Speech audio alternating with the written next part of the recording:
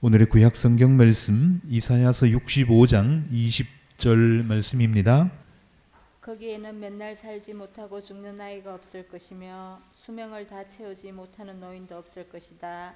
100살에 죽는 사람을 젊은이라고 할 것이며 100살을 채우지 못하는 사람을 저주받은 자로 여길 것이다.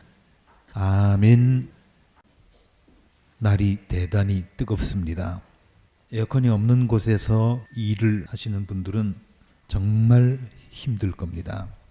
그렇지만 고난의 세월도 하염없이 오래 가지는 않습니다. 그게 하나님의 섭리입니다. 머지않아 더위도 진정이 되겠지요. 아무튼 탈 없이 건강하게 이 힘든 시기를 잘 견디어내시기를, 그리고 이 기간 동안 여러분의 삶의 열매가 더욱 알차게 여물어 가기를 주님의 이름으로 축복합니다. 건강하게 오래 사는 것, 요즘 참 힘들지요.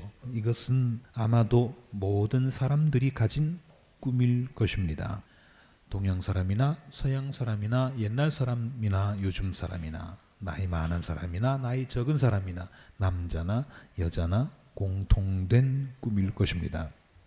홍길동전 잘 아시죠? 홍길동전을 허균이라고 하는 사람이 썼는데 이 양반의 다른 문집이 있습니다. 거기에 보면 이런 이야기가 나옵니다. 옛날 어떤 사람이 길을 가는데 길 옆에서 세 사람이 김을 메고 있었습니다. 풀도 뽑고 밭을 잘 관리하는 일이죠. 좀 더 가까이 가서 보니까 젊은 사람들이 아니라 노인들이었습니다. 그냥 노인도 아니고 모두 100살은 넘어 보이는 호호백발 노인들이었습니다. 요즘은 100세 시대라고 하는 말이 있는 것처럼 90 넘은 노인도 셀 수 없이 많이 있지만 옛날에는요, 나이 40만 되면 늙은이 취급을 받았습니다. 그러니까 그 당시에 100살 노인이라면 그저 살아있는 것만으로도 기적이죠.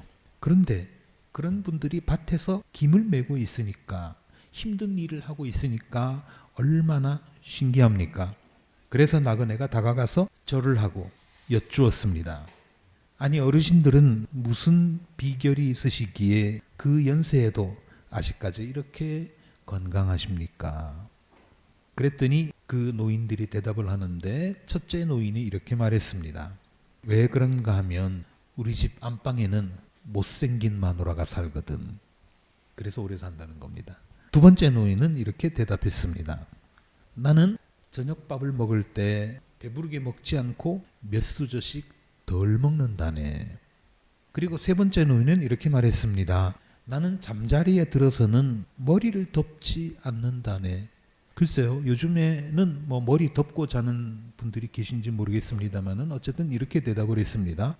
그러니까 이분들이 말한 것을 정리하면 쾌락을 멀리하는 것, 밥을 적게 먹는 것, 그리고 머리를 차게 유지하는 것, 이 세 가지가 장수의 비결이라고 하는 건데, 물론 사람마다 체질이 다 다르고 삶의 모습이 다르니까 이런 것들을 일반화시킬 수는 없겠습니다만은, 건강하게 오래 사는 사람들은 뭐가 있어도 이유가 있을 겁니다.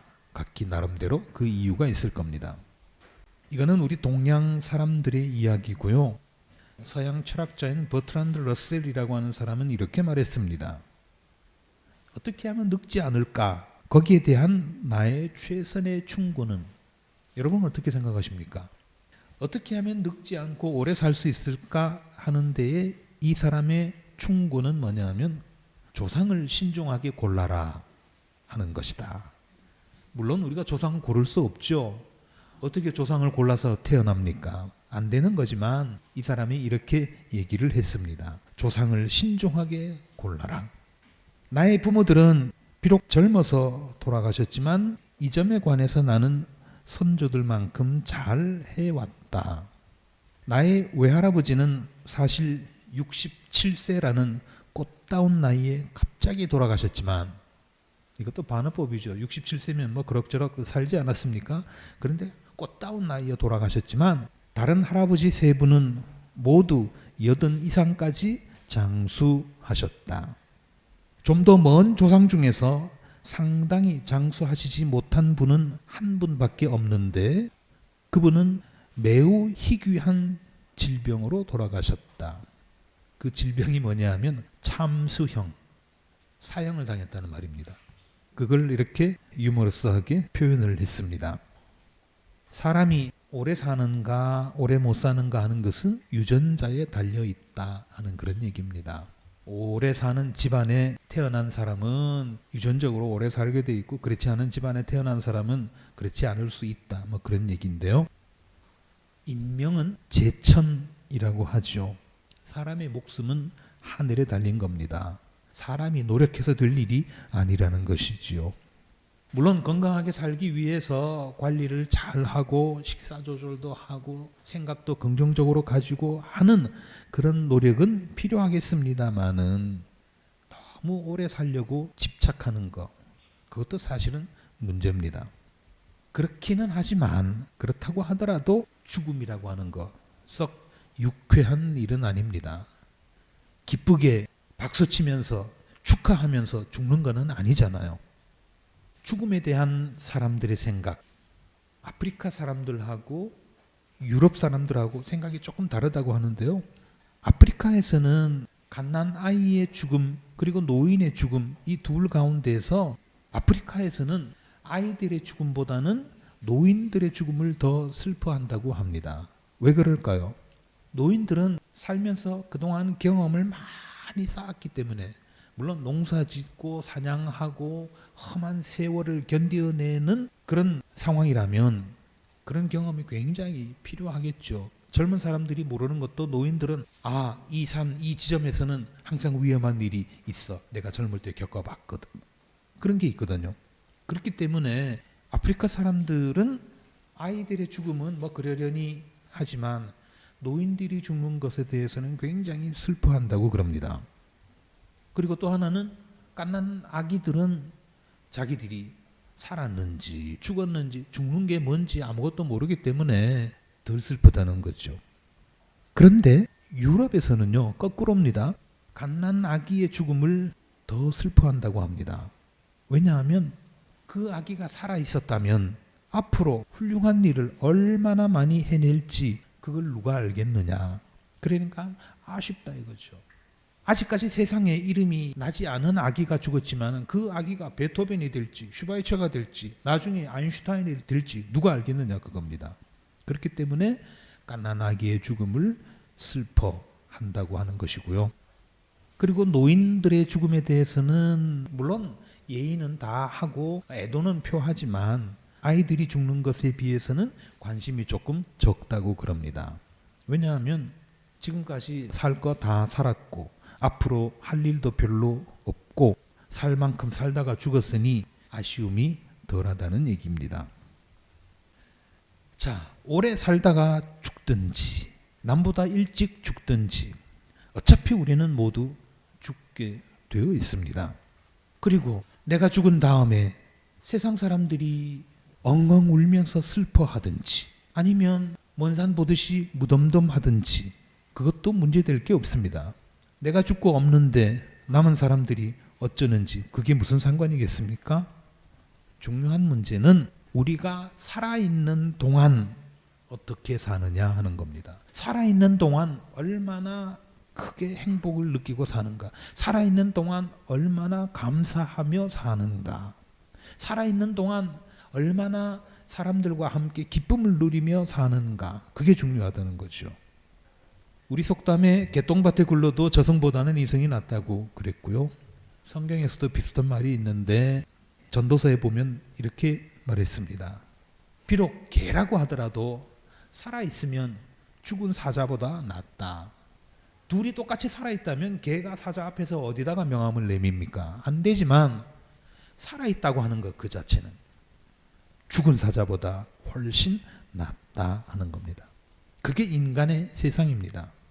그러나 하나님께서 주관하시는 세상은 다릅니다. 이사야서 65장 17절에 보니까 하나님께서 이렇게 말씀하셨습니다. 보아라, 내가 새 하늘과 새 땅을 창조할 것이니 이전 것들은 기억되거나 마음에 떠오르거나 하지 않을 것이다. 현재 있는 하늘과 땅을 완전히 뒤엎어서 새 하늘을 창조하고 새 땅을 창조하시겠다고 하셨습니다. 그동안 우리가 가졌던 그런 상식이 모조리 깨지고 새로운 개념의 삶이 시작된다, 그런 얘기입니다. 그게 조금 더 구체적으로 65장 20절에 이렇게 되어 있습니다.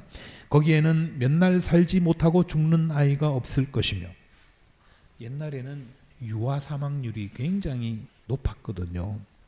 아이가 태어나서 한 100일쯤 견디면 그래도 이제 목숨이 붙어 있을 가능성이 좀 크다 해서 100일 잔치를 합니다. 1년쯤 살아있으면 이제는 아기 때 죽을 가능성이 현저하게 낮아졌다. 그래서 돌잔치를 합니다. 그게 그렇게 중요한 거죠.